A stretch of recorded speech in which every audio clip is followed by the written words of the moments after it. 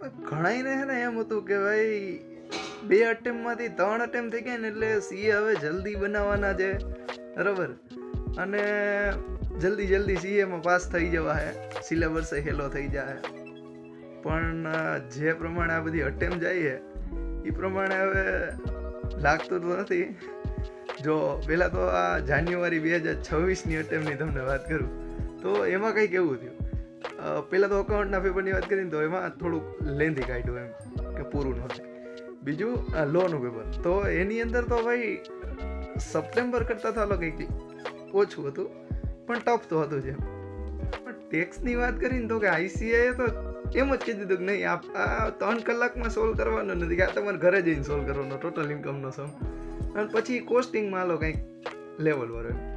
પછી અત્યારે થઈને ઓડિટનું પેપર એકવાર પોસ્ટપોન કરી દીધું, બરાબર, બીજી વાર તો કે કેન્સલ કરી દીધું.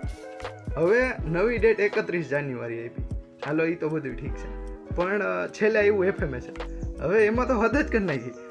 એફએમએસએમમાં ફાઇનલનો એક ક્વેશ્ચન મૂકી દીધો, એ એડવાન્સ ફાઇનાન્શિયલ મેનેજમેન્ટનો, એ એફએમનો ક્વેશ્ચન, એ બેઠો મોડ્યુલનો, બરાબર, ખાલી ને ખાલી અમાઉન્ટ ચેન્જ કરી. તો હવે વિચારવાની બાબત એ કે ભાઈ ખરું કર્યું છે એમ.